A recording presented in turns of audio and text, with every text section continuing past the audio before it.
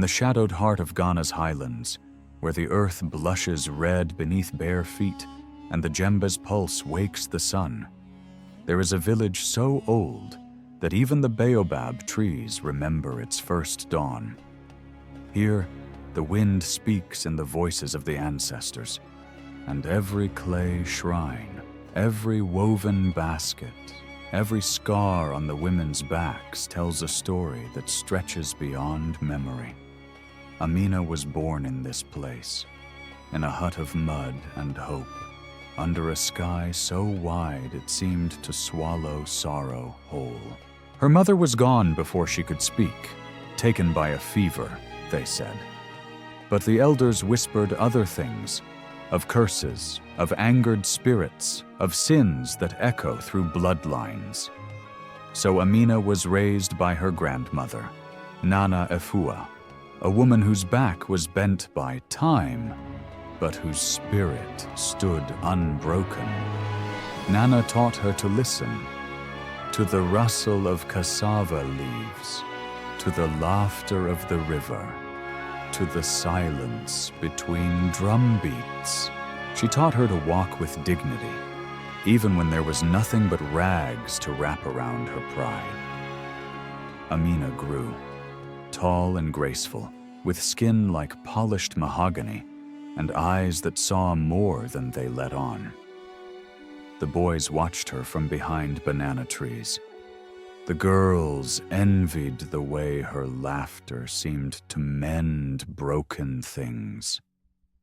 She moved through the market with her head high, balancing calabashes and burdens with a queen's poise.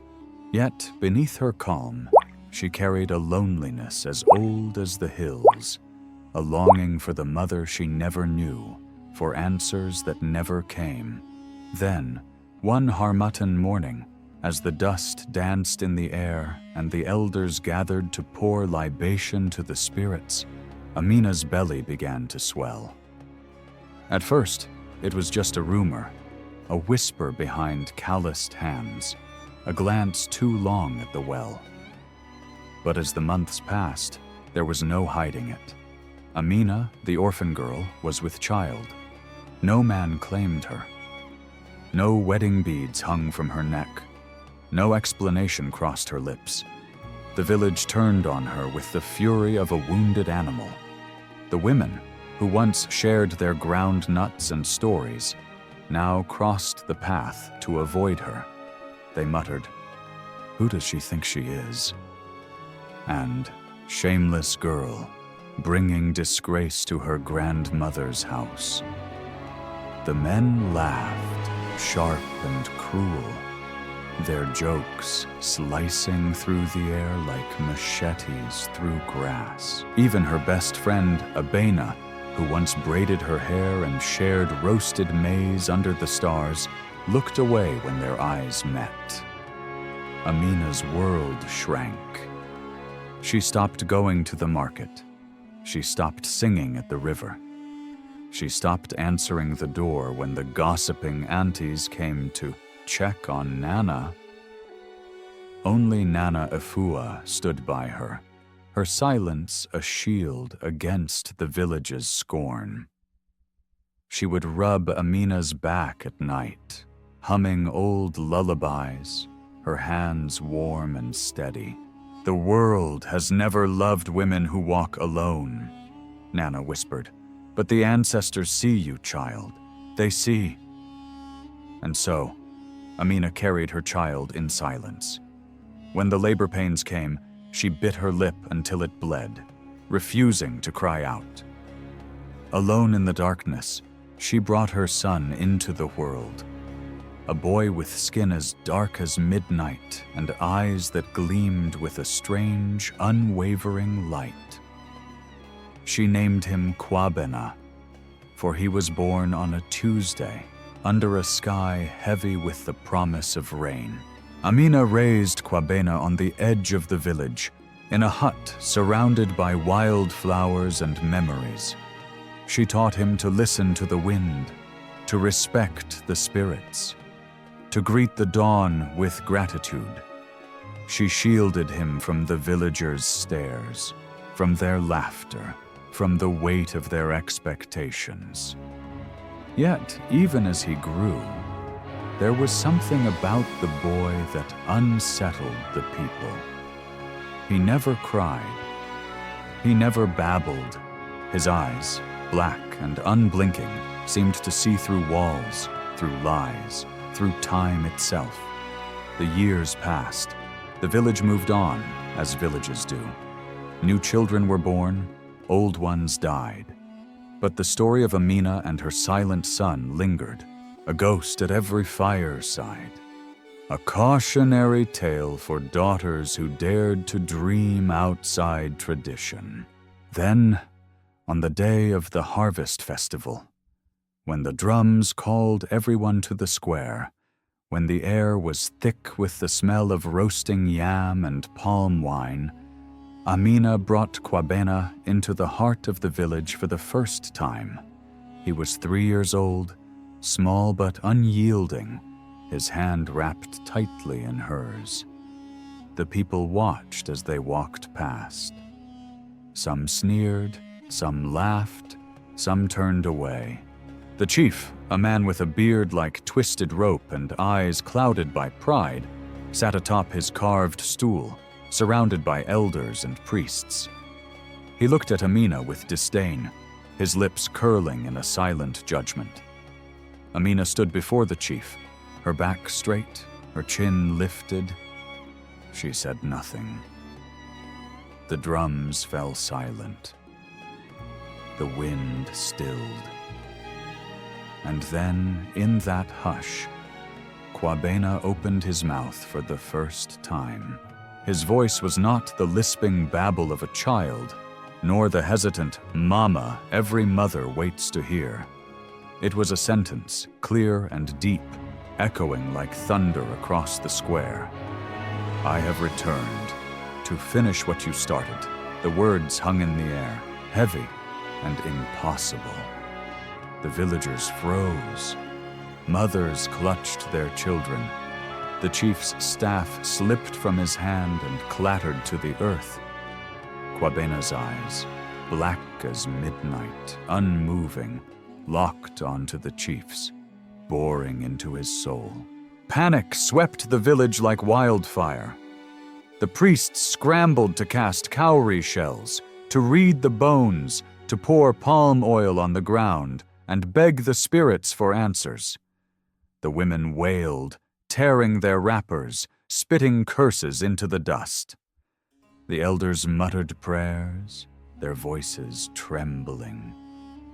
But Amina stood still, her son beside her, as the old secrets began to uncoil themselves from the shadows. In the days that followed, the village was gripped by fear. Goats were found dead, their eyes wide with terror. The river ran red with clay and something darker. Children woke screaming from dreams of a woman's voice, calling from beneath the earth. The priests declared that an abomination had entered their midst, that the boy was not a child, but a spirit, a vessel for something ancient and angry. And slowly, as the panic grew, the truth began to surface. 20 years before, the village had been struck by drought. The crops withered, the wells dried up, the children's bellies swelled with hunger. The elders, desperate and afraid, sought answers from the spirit readers. They blamed a woman, a healer, a midwife, a mother, accusing her of cursing the land. They dragged her to the sacred tree at the edge of the village, a tree older than memory, its roots tangled with bones and secrets. They buried her alive, her screams echoing through the night, her pleas for mercy swallowed by the earth. The next morning, rain fell for the first time in months. The village rejoiced, and the woman's name was never spoken again. That woman was Amina's mother.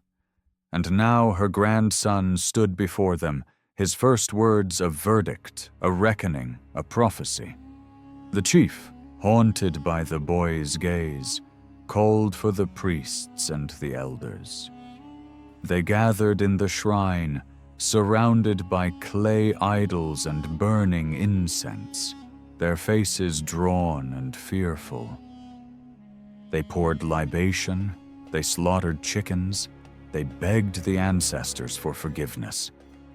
But the wind carried only the sound of weeping. Meanwhile, the villagers shunned Amina and her son with renewed fury. They threw stones at her hut, spat at her feet, cursed her name. But Amina did not flinch. She moved through the village like a shadow, her son always at her side, her eyes burning with a quiet fire. One night, as the moon hung low and red in the sky, Nana Efua called Amina to her side. Her voice was weak, her hands trembling, but her eyes still shone with the wisdom of the ages. "Child," she whispered, "the world is not kind to women like us. They fear what they cannot control. They destroy what they do not understand. But you are the daughter of a woman who refused to bow. And your son, he is the voice of every woman who has ever been silenced." Amina wept, her tears mingling with the dust. She held her grandmother's hand until the old woman slipped away, her spirit carried on the wind to join the ancestors. The next morning, Amina wrapped herself in white, the color of mourning, of purity, of new beginnings. She walked to the sacred tree, her son at her side, her heart pounding with grief and resolve. The villagers watched from a distance, fear etched into their faces. Amina knelt at the base of the tree, her hands pressed to the earth. She whispered her mother's name, a name forbidden for 20 years. She sang the songs Nana Efua had taught her, songs of healing, of forgiveness, of justice. Kwabena stood beside her, silent and still. The wind rose, swirling around them, lifting the dust and the petals of wild flowers. The ground trembled. And then, from beneath the earth, a voice rose, a woman's voice, clear and strong, echoing through the village. "I am not your curse. I am your mother. I am your healer. I am the blood you tried to bury, the truth you tried to forget." The villagers fell to their knees, weeping, begging for forgiveness. The chief tore his robes, his pride shattered. The priests cast their bones and found only ashes. Amina stood, her face streaked with tears, her son's hand in hers. She looked at the village, not with anger, but with a fierce, unyielding love. "You cannot kill what you do not understand," she said, her voice ringing out like a bell. "You cannot silence the truth forever. My mother was innocent. She was your healer, your sister, your daughter.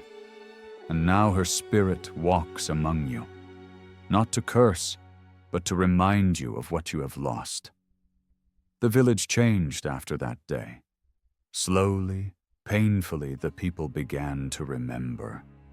They tended the grave beneath the sacred tree, leaving offerings of kola nuts and palm wine. They told their daughters the story of the woman who was sacrificed, of the daughter who survived, of the boy who spoke with the voice of justice. Amina became a legend, a living reminder of the cost of silence, of the power of truth. She taught the children to honor the ancestors, to respect the spirits, to listen to the wind. She taught them that every woman carries the strength of those who came before, that every voice matters, that justice is not a thing buried in the earth, but a river that returns again and again to carve new paths. Kwabena grew, his eyes still dark and knowing, his words few but powerful. He became a healer, like his grandmother before him, tending the sick, comforting the grieving, reminding the people of their shared humanity. And the village, once broken by fear, learned to heal. They learned to listen. They learned that the past is never truly gone, that the voices of the silenced will always find a way to speak, to rise, to demand justice. In the quiet of the evening, as the sun dipped behind the hills and the djembe called the spirits home, Amina would sit beneath the sacred tree, her son at her side, her heart full of memories and hope.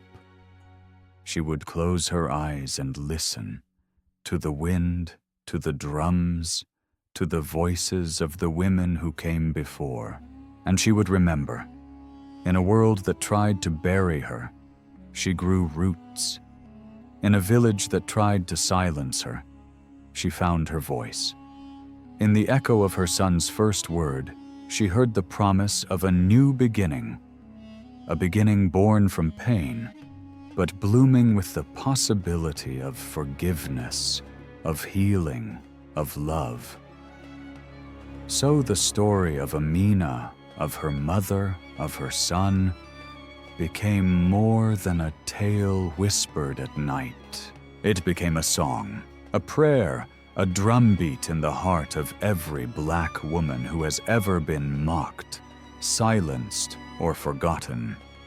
And in the red earth of Ghana, where the ancestors still whisper through the wind, their voices rise, strong, unbroken, eternal. You've just heard a story that was buried for decades beneath red earth and silence. But now, it's no longer silent. If you felt a chill when Kwabena spoke, if you heard your own mother's voice in the wind, if deep down you believe that stories like this are more than myths, then don't walk away, because some spirits only rest when they are remembered. Subscribe to Tales of Black, where forgotten voices rise again. Turn on notifications, because the next story might come for you in the dark, when the drums stop. Leave a comment below. Do you believe Amina's story ends here? Or is it just beginning? This is not just a story. It's a warning. It's a reckoning. It's a drumbeat you'll still hear. Long after the video ends, Tales of Black, where silence is broken, one soul at a time.